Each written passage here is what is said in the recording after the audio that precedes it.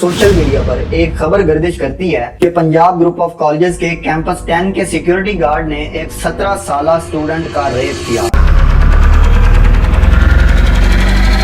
Protest बढ़ने लगता है और पंजाब ग्रुप ऑफ कॉलेजेस के दूसरे कैंपसेस को भी अपनी लपेट में ले लेता है। ये तस्लीम करते हैं कि वाकया हुआ है। सर मेरी समझ के अंदर ये इंसिडेंट हुआ है। सीएम मरियम नवाज साहिबा इस सारे मामले को पीटीआई के साथ कनेक्ट करके इसको पॉलिटिकल रंग दे देती हैं। बच्चों को इस्तेमाल किया है। 30 तलबा जख्मी और बदकिस्मती से गुजरात में एक सिक्योरिटी गार्ड की डेथ हो जाती है। लेकिन सवाल फिर भी वही था कि ये वाकया हुआ है या नहीं। हुकूमत और स्टूडेंट्स दोनों एक दूसरे की बात मानने को तैयार नहीं थे। अब यहाँ पर कौन सी साइड ठीक कह रही थी और कौन सी साइड गलत, कौन सच बोल रहा था और कौन झूठ।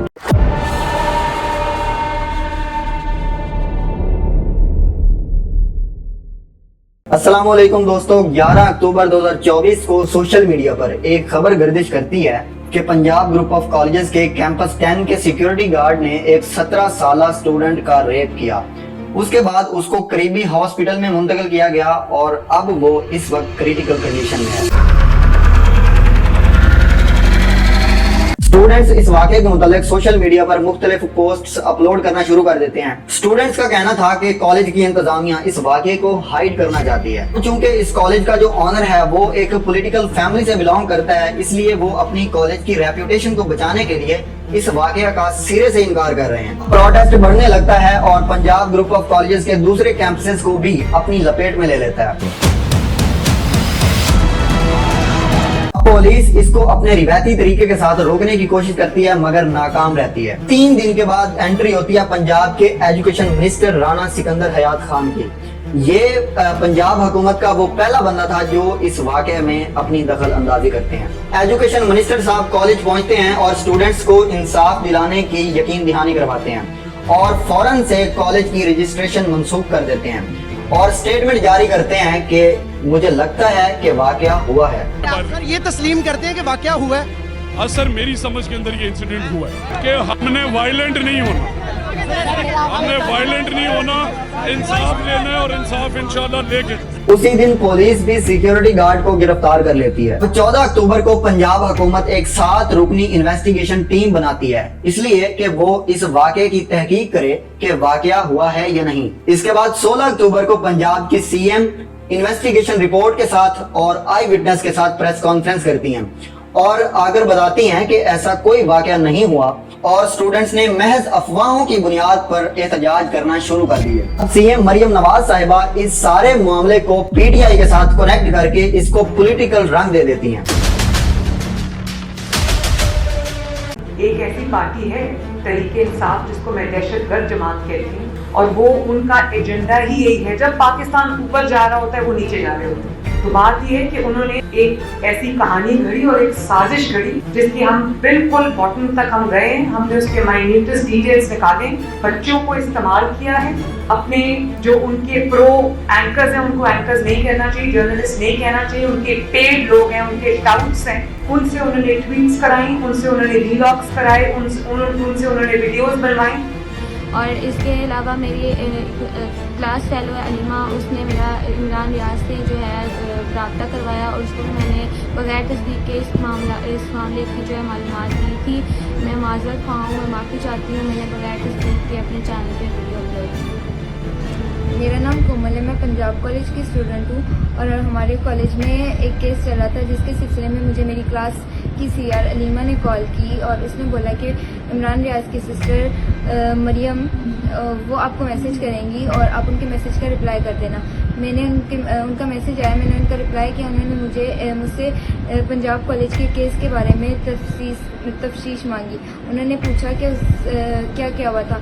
तो जो कुछ सोशल मीडिया पे या हमारे इंस्टाग्राम व्हाट्सएप ग्रुप्स पे बातें हो रही थी तो मैंने बगैर तस्दीक के उनको बता दिया और मैंने कोई वीडियो सोशल मीडिया पे अपलोड नहीं की और मैं ये बगैर तस्दीक के झूठी बात आगे फैलाने की माजरत चाहती हूँ। लेकिन स्टूडेंट्स पंजाब गवर्नमेंट की इस इन्वेस्टिगेशन प्रोसेस और इन्वेस्टिगेशन रिपोर्ट को सिरे से मानने से ही इनकार कर देते हैं। स्टूडेंट्स अपनी बात पर डटे हुए थे, वो कह रहे थे कि ये वाकया हुआ है और कॉलेज की इंतजामिया हुकूमत के साथ मिलकर इसको मैनिपुलेट करने की कोशिश कर रही है। इससे अगले दिन 17 अक्टूबर को अगेन एहतजाज शुरू हो जाते हैं। रावलपिंडी, सरगोदा और पंजाब के और बड़े बड़े शहरों में एहतजाज देखने को मिलते हैं। इसमें स्टूडेंट्स की जानिब से तोड़ फोड़ भी की जाती है और पुलिस अपने रिवायती तरीके के साथ स्टूडेंट्स के ऊपर टीयर गैस का इस्तेमाल करती है। इन चंद दिनों के एडवेंचर के बाद 30 तलबा जख्मी और बदकिस्मती से गुजरात में एक सिक्योरिटी गार्ड की डेथ हो जाती है। लेकिन सवाल फिर भी वही था कि ये वाकया हुआ है या नहीं। हुकूमत और स्टूडेंट्स दोनों एक दूसरे की बात मानने को तैयार नहीं थे। अब यहाँ पर कौन सी साइड ठीक कह रही थी और कौन सी साइड गलत, कौन सच बोल रहा था और कौन झूठ। आखिर स्टूडेंट्स के दिलों में ऐसा क्या गुस्सा था कि वो पुलिस और हुकूमत की बात को मानने को ही तैयार नहीं थे। ऐसा नहीं है कि ये पुलिस और हुकूमत पर ये बदएतमादी अब पैदा हुई है, बल्कि ये पिछली कई दहाइयों से लगाया हुआ बीज है जो अब बड़ा होकर दरख्त बन चुका है और इसको गिराना नामुमकिन है। जब मामा को मार देते हम इनके आगे हाथ जोड़ते थे कि हमने कुछ नहीं किया। वो कहते थे बच्चियों को मारो, इनको तकलीफ होगी फिर ये बताएंगे। मैं बहुत ਜ਼ਿਆਦਾ ਹੱਥ ਜੋੜੇ ਨੇ। ਮੈਂ ਕਿਹਾ ਮੇਰੀਆਂ ਬੱਚੀਆਂ ਨੂੰ ਛੱਡ ਦੇ, ਮੇਰੇ ਬੱਚੇ ਛੱਡ ਦੇ, ਮੇਰੇ ਬੱਚਿਆਂ ਨੂੰ ਨਾ ਮਾਰ, ਮੈਨੂੰ ਮਾਰ ਲੈ, ਇਹਨਾਂ ਦੇ ਹਿੱਸੇ ਦਾ ਵੀ। पूरा जिस्म जो उसका काला किया है हुआ, बिजली के झटके, डंडे मार मार के उसकी लातों पर वो ऐसे रगड़ते थे जैसे इसने से डंगर को मारा जैसे वो भी मर जाएगा। पुलिस को कोई हक नहीं। साहिवाल में जीटी रोड पर अड्डा कादिर के करीब कार पर फायरिंग का वाकया पेश आया। 4 अफराद इसमें जान बहक हो गए। पुलिस का कहना है कि मरने वाले अगवाकार थे। गाड़ी से 3 बच्चे बाजियाब करा लिए।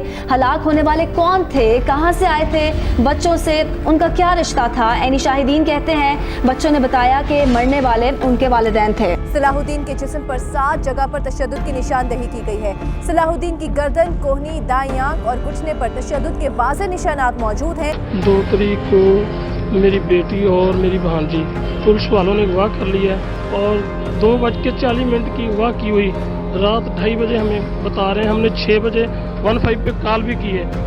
ये बहुत बड़े जालिम है, ये इंतहाई पुलिस की दहशतगर्दी है अवाम के साथ। ये बहुत बड़ा जुल्म कर रहे हैं इस टाइम। आप सोच रहे होंगे दोस्तों कि हम आपको पंजाब पुलिस के पुराने क्लिप्स क्यों दिखा रहे हैं और पंजाब पुलिस का पंजाब कॉलेज के इस वाकये से क्या ताल्लुक है। हाँ, ताल्लुक है और बहुत गहरा ताल्लुक है। ये इशू सिर्फ स्टूडेंट्स का इशू नहीं, ये हर उस पाकिस्तानी मिडिल क्लास और लोअर मिडिल क्लास का इशू है जो दिन रात मेहनत करके अपनी फैमिली का बड़ी मुश्किल से पेट पाल रहे होते हैं। और ये सोसाइटी के हर फर्द का, रियासत और उसके लिए काम करने वाले इदारों के खिलाफ वो भड़कता हुआ लावा है जो बाहर निकलने के लिए किसी मौका की तलाश में है। ये आम आदमी का सियासतदानों के खिलाफ वो गुस्सा है जो कई दहाइयों से उनके दिलों को, उनके अरमानों को छलनी कर रहा है।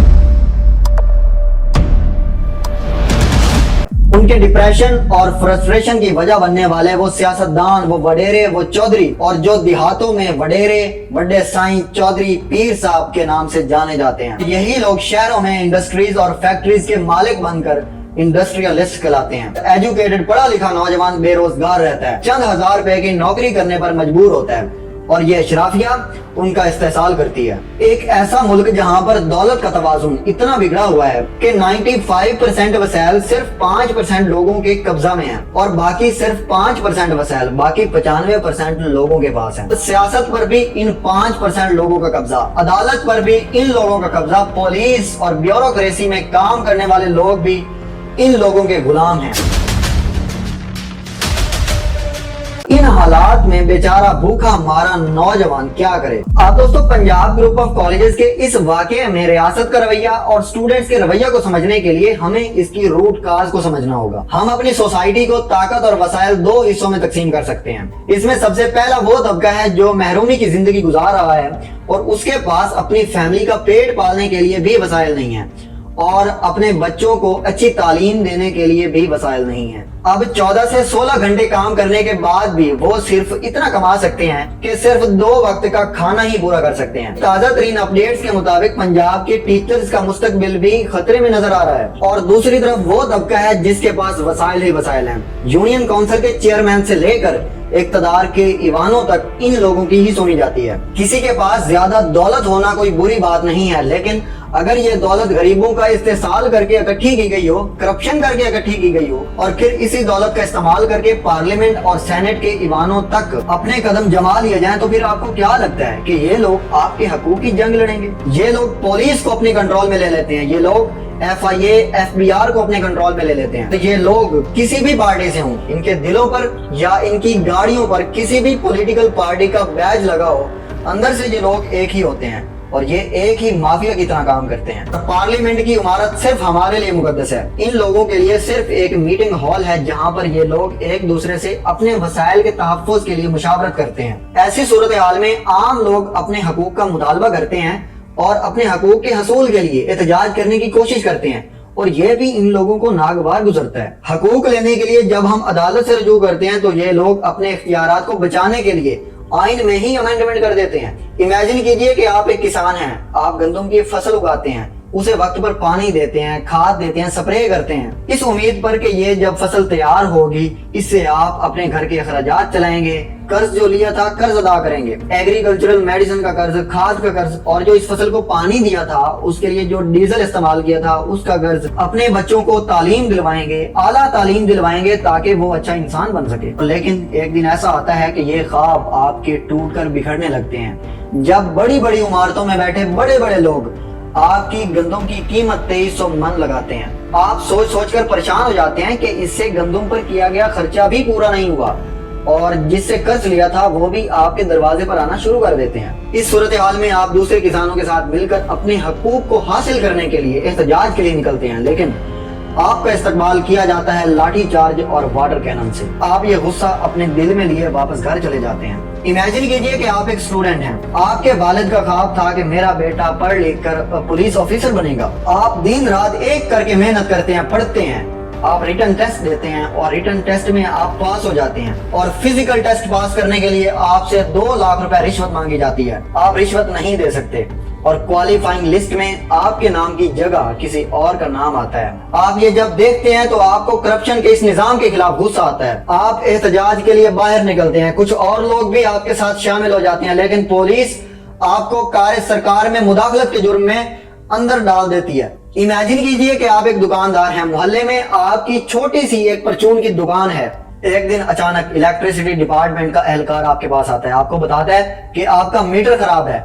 आपने डिपार्टमेंट को क्यों नहीं बताया? आपके खिलाफ तो बिजली चोरी का केस बनता है। आप चीखते हैं, चिल्लाते हैं अपने साथ होने वाली नाइंसाफी के खिलाफ और फिर आप जाते हैं ऑफिस में, उस डिपार्टमेंट में उस एहलकार की शिकायत लेकर, लेकिन उस साहब को सिर्फ और सिर्फ पैसे की जुबान ही सुनाई देती है। इमेजिन कीजिए दोस्तों कि आप सिंध में रहने वाले एक गरीब आदमी हैं। आपकी औरतों को रोजाना पानी भरने के लिए कितने माइल्स का सफर तय करना पड़ता है। बच्चों को तालीम दिलवाना तो दूर, इनको जिंदा रखने के लिए आपको रोजाना कई बार मरना पड़ता है। आप दुआ करते हैं कि किसी वडेरे या किसी छोटी साईं की आंख आपकी बेटी पर ना पड़े। इमेजिन कीजिए दोस्तों कि आप बलोचिस्तान के किसी छोटे से कस्बे के रिहायशी हैं। आप हर वक्त इसी परेशानी में रहते हैं कि चंद नामालूम अफराद किसी भी वक्त आपके बच्चे को उठाकर ना ले जाएं। एक तरफ बलोचिस्तान लिबरेशन आर्मी BLA के दहशतगर्दों का डर और दूसरी तरफ दोस्तों आप सोचते चले जाएं कि इस मुल्क में 90% लोग किस अज़ियत में रहते हैं। पैदा होने के सर्टिफिकेट पर भी रिश्वत और डेथ सर्टिफिकेट पर भी रिश्वत, आपने बिजली का मीटर लगवाना हो तो रिश्वत, पानी का कनेक्शन लगवाना हो तो रिश्वत, FBR में रिश्वत और अगर किसी डिपार्टमेंट के खिलाफ आप दरखास्त लेकर चले जाएं पुलिस के पास तो पुलिस में भी रिश्वत। पुलिस रिश्वत लिए बगैर आपकी बात तक नहीं सुनेगी और अगर सुन भी ले तो 90% चांसेस यही हैं कि मुजरिम आप ही ठहरेंगे। उसकी वजह यह है दोस्तों कि जिसके खिलाफ आप अपील लेकर गए हैं वो आपसे ज्यादा रिश्वत दे सकता है। स्टूडेंट्स के इशू पर वापस हैं तो ये स्टूडेंट्स भी उसी कौम की अगली नस्ल हैं। ये सारे मसाइल अपने साथ लेकर आए हैं। सोशल मीडिया की सूरत में इंफॉर्मेशन का एक सैलाब है जो हर रोजाना की बुनियाद पर उनके ज़हनों पर असरअंदाज होता है। दोस्तों 16-17 साल का नौजवान अपने जज्बात से भरा होता है, उसको हर काम मुमकिन नजर आता है क्योंकि उसने प्रैक्टिकल लाइफ शुरू नहीं की होती। उसके लिए नाकामी सिर्फ और सिर्फ एग्जाम्स में फेल होना ही होता है, इसलिए वो अपनी हर बात अपने मुंह से मनवाना चाहता है। लेकिन उसको इस बात का पता नहीं होता कि जो उसके ऊपर बैठा हुआ सियासतदान है वो उससे भी ज्यादा जिद्दी और हर धर्म है और उसकी इस हर धर्मी और तकब्बुर के पीछे आपसे छीनी गई दौलत और उस दौलत से हासिल की गई ताकत है।